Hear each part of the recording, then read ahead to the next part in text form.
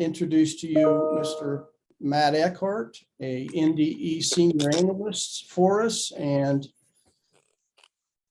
Matt, I'm going to have you help walk them through and talk them through kind of the invite and accessing SharePoint for us. Thank you. Sure thing. So most of you should already have access to this site from last year. Most of you. Come on, I don't have sound. For those of you that don't, we're going to make sure I shared the right screen. Can everyone see my screen? I can through, okay. I just one person. Kirk, did my screen come through? Yes. Perfect. Yes, you're good. So most of you should already have access to this site. I'll just post this in chat right now. And that's using your existing logins, your school logins or your district logins or your organization's logins, what have you. Well, as soon as I figure out how to use the chat, oh, there it is. Sorry about that. So go ahead and click on that now. If you haven't already affirmed that you can reach the site, give it a try. It may prompt you to log in. It should pick up that you're already logged in to say Google if you use Google, or Azure if you use Azure, or whatever it is you're using to log in. And if not, it might prompt you to check your email for a one-time code. It's going to be a variety of ways that it tries to get you in. We're going to test all of them here, and then we'll give you a minute to do that. And then we'll walk through what it looks like if you haven't accessed this site in the past and you're just getting invited for the first time. We're going to run through that whole thing from start to finish. And if you do have trouble logging in, go ahead and just sit there and we'll just wait, and we'll kind of address those one-on-one once we get to that point. And you can message me directly or just post in the chat if you have trouble getting to that page. So if you're new to SharePoint this year, this is the first time you're getting logged in, you're going to get an email that looks exactly like this. The Matt Eckhart admin has invited you to access applications from the organization. It's from Microsoft.com directly. And if you've never gotten one of these before, it's almost certainly gone into your spam folder. Pretty much a guarantee. So be sure to check there if you are being invited for the first time. If you have accessed SharePoint last year or for another team, say assessment or My 21st Century within the Department of Ed, you won't need to look for one of these because you've already accepted the invitation. It's a one-time deal. But I'm, this is my personal account here, so I'm going to accept this invite. So I click on the link. I'm going to sign in to my Google account, not to an NDE space where we're using it's called single sign-on password authentication. I'll let the Azure tenant read my basic user information. I'll accept that.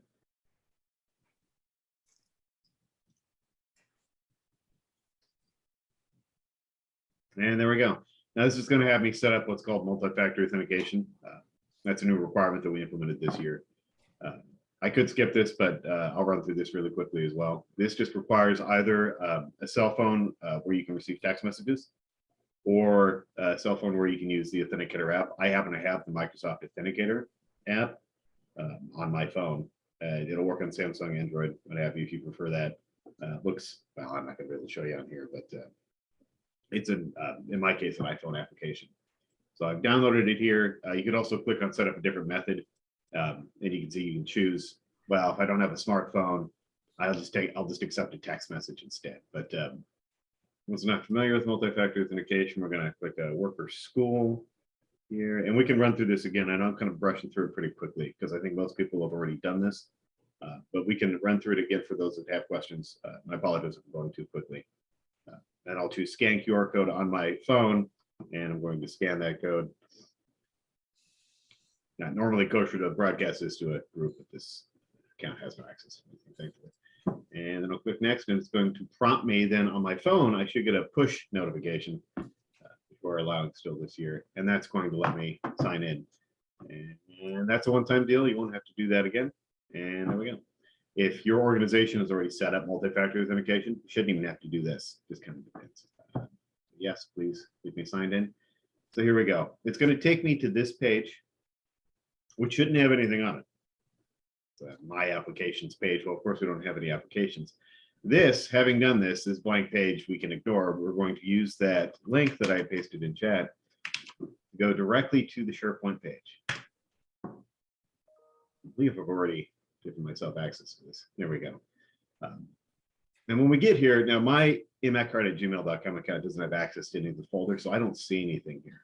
But for each of you, you should see your own district or organization's folders in this site. It should be either right here or potentially into this documents link. And that's the process from start to finish for somebody who has never been in a SharePoint site before. For those of you that have, the link itself should just work. You may need to set up multi-factor authentication, which you didn't have to do last year. But other than that, once you get past that, it should let you right in. So having covered all that fairly quickly, and I apologize for going fast there. I'll open the floor for questions. I don't know, Kirk, do we want to just have people post in chat or use the raise hands feature? I'll leave that up to you. Yeah, great question. Thanks, Matt. And so that was a real hearty process for Matt, and thank you. So many of them that have already accepted, they seem to keep throwing back or try to reach out to Rhonda or I and say, gosh, it keeps asking for this password. We're not, Matt is not pushing out any kind of username or password. It's trying to get you to use probably your school Google account to log in. And so if you're never logging out of your Google account or your school email account, we would suggest that you try to log out of that and then log back in. Once you're into your account, then use the link that Matt has posted in the chat this morning, and it should take you to the landing page where you'll see your individual school. I guess I would suggest I'm going to go. I thought of the way I'd run the meeting is I'll keep demoing some additional instructions for them. My suggestion, Matt, if it's okay with you, for you and Rhonda to kind of monitor the chat, is that if they're still struggling, that they put, we almost need your first name, last name, and probably an email, don't we, Matt, to look at for you in the chat. Sorry, I'm trying to find, did I mute myself? Sorry, I'm not very familiar with Zoom. Can you hear me? Yes, totally. Where's for my, oh, there it is. I'm sorry about that. Okay. No, sharing here. Yes, that would be fine. I would just need their email address. Okay, so I'm going to keep going and drill down and show you my SharePoint page and show you where my districts, all the districts are listed, but you'll get the drift. I'll then cover the school-wide plan, setting up the artifact folders, working with the template and so forth. So while I'm still instructing like that, if you're still on this morning and you're struggling with your login, please put your first, last name and your email in the chat, and Matt can kind of monitor with Rhonda. And that way we'll save the chat so that even after the meeting, if there's some folks we don't get to in the next 20 minutes or whatever, we still can continue to work behind the scenes to make sure you get access. So you keep working on using the chat. I'm going to share my screen and show a few more slides and assist. Okay, here it is. Let's use this one. And I'll give it a minute to buffer. Okay, cool. So as Matt shared, this is the link. Once you get in and the link works, you're not going to see all the alphabetical schools like I am. He's telling you that you're going to just simply see, your Auburn school district, Banner County, Bayer, Bellevue, the list goes on for me. So once you get to your web page, we've already made a district folder for you. So all we ask is you simply hover over this folder. For Walt Hill is this example. And you'll note then that your district may be similar in that Walt Hill has got a folder already built for them for their elementary, and they have one for their 7-12. Now, if you're a K6 only, K5 only, you're only going to see an elementary. The OPSs, the Lincolns, they're going to have 18 to 20 some buildings in there. So once again, you get to your elementary, high school, whatever folder that's pre-built for you, click on it, hover with your mouse, Click on it, it opens up. Now I chose to use this one because they've already been in and they've used this plus new orange button. So they click and hold, and folder, document, link, document set, edit, add, all pops up. So what they've done already, following the instructions that I've mailed out or emailed out, they've selected folder. So let me back out of this and let's do one for someone that hasn't. Okay, Auburn, Calvert Elementary. Okay, blank screen. So click orange button, new folder, pop up for titling it. Simply 1.1 works. Create. Bingo, there it is. Okay, so following the instructions, and I'll show that page here briefly, they're going to continue to do this. They're going to continue to do this and build a 1.2, a 1.3, 2.1, 3.1, 4.1, 2, 3, 5.1, 5.2, 6.1. Show it to you again. Create it. Name it. Boom. So let me pull over my instructions. And again, I've tried to email this out every single time that I've made a communication. It's been just the two. And I will tell you a little bit about my process and madness. I've tried to keep superintendents out of all of this work. They seem, we keep hearing feedback. They're inundated. I know you're all inundated, but anyway, this has gone out to building principals first.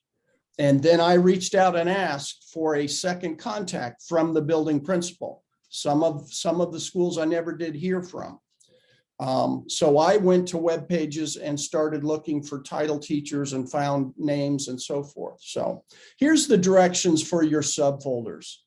And this is the document I'm talking about. Now, let me say a little bit about, well, Kirk, I've looked at if you also use the rubric that I've sent. When I read the rubric, it really doesn't say I need an artifact or evidence for folder 1.1. You are correct. You don't need one for 5.1, 5.2, or 6.1. And we're good with that. It'll be my job when I work with the peer reviewers to remind them when they score you against the rubric that they don't put you down for a 0 score just because you didn't have an artifact, okay?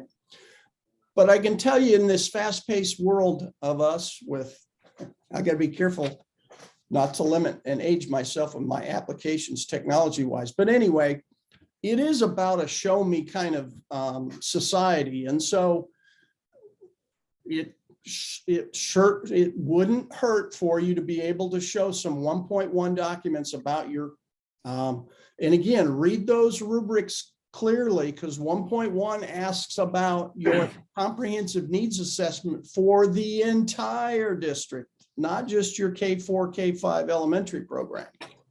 So showing us some of those things that go along with comprehensive needs assessment, and we know you have many of them. MTSS, you got a Title I school-wide plan, you've got safety and security plan. So same way with 5.1 and 5.2, those are the transitions into your building and out, and the same goes for 6.1. So it never hurts.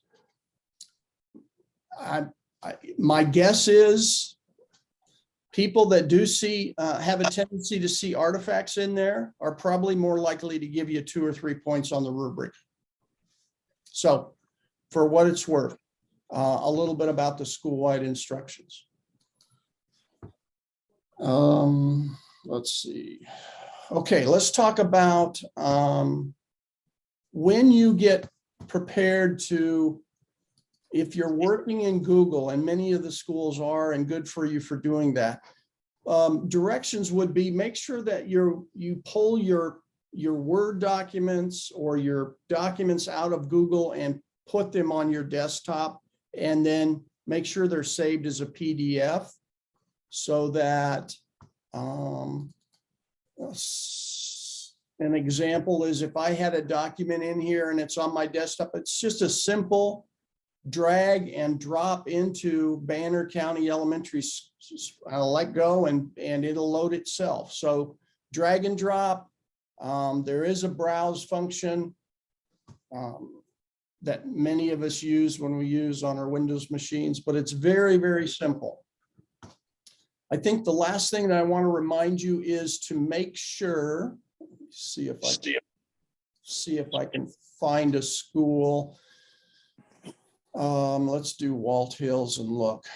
Don't forget, even though you put your artifact folders in here, I do not see the school-wide plan. That's probably 7, 8, 9 pages. Once you start typing all your narratives, I don't see that here in there labeled for me. And that school-wide plan is pretty, I mean, that is the crux of the system. So make sure you don't forget your school-wide plan when you're getting ready to upload and put that into the system as well. It doesn't have to have a separate named folder. If you put it in a named folder and call it your school-wide plan, it's perfect. You know, I'll find it. The people assigned to review you should easily be able to find it. Let me see, anything else on? No. Before you leave today, one of the things that there's 42 or so of us on, would you just put your district name? So Auburn, if you're on the Auburn Public School, just that's all I need. I don't need your name attached to it. Just give me a list of the schools so I can kind of cross-reference. Rhonda and I can cross-reference to know who was on today and who we maybe need to reach out to before April 1st. Okay, I guess I will close.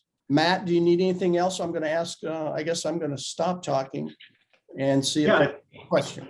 I think for those that are having trouble, we can maybe use this space to walk through, have them share their screen so that we can see what's going on. Okay. And, work through the problems one by one. It looks like we have maybe a dozen who message. Super, super. Okay. A few of us don't have accounts. I think Rhonda might be working on that now. If not, I can work on that. Okay, super. Rhonda's very busy at the moment. I will, yeah, we have been. I would entertain a question or two if I may. How can I help you? I can also give you my phone number if you need to call. Hey, Kirk, just for clarification, just to be all on the same page, because I hopped on a couple minutes late, exact deadline so we don't miss our mark. Friday, April 1st, 5 p.m. Central Time.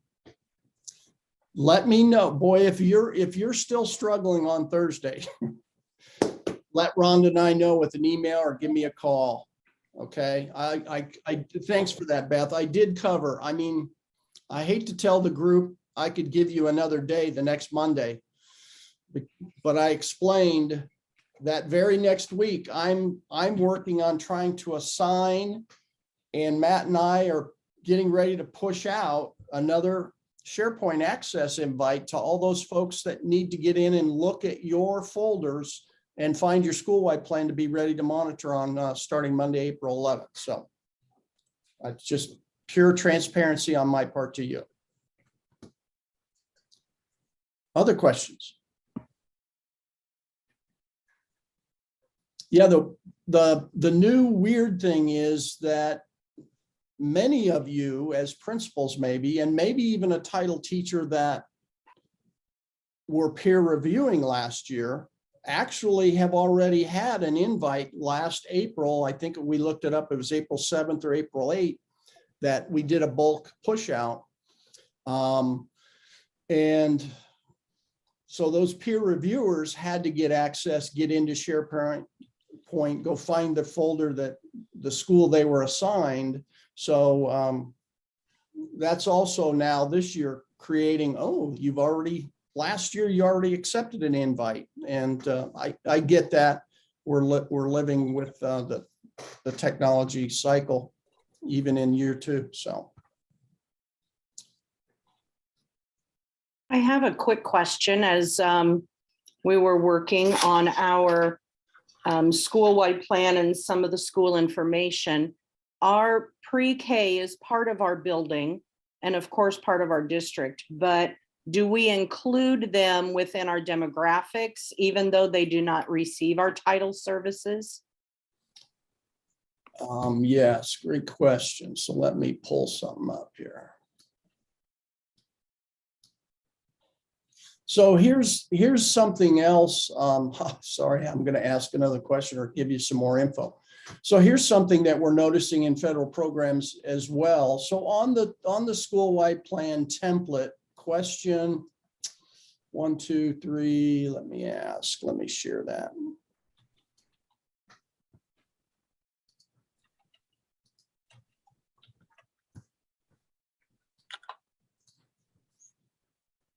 So I've got a couple of versions floating out there. This one is updated. Let me see if I can increase that for you. So I think some of the old versions talked about, ask for grade spans within your building. Well, here's what we're noticing that's got everybody a little looking left and right. So in the ESSA application that your school does, we ask a question in the application specifically with your federal Title I money, what grade level bands are you serving?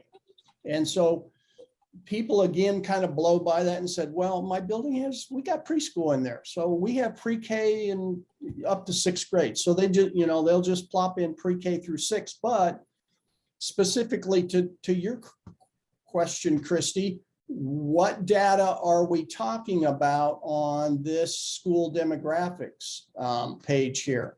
So we are asking for total enrollment. These things are pretty much total kinds of numbers. We're not just asking for your K-5 Title I program enrollment stuff. So really, it looks like this is pretty much a school-wide kind of demographics question for you, rather than just your 25 kids that you serve or 30 kids you serve in your school-wide program. So was that helpful? Did I hit to the point? I guess coming back here, we're trying to make sure that the school-wide template as to who you're serving is going to be the same number and grade span you put in the ESSA application going forward. And we'll work on that and trying to be clear, more clear.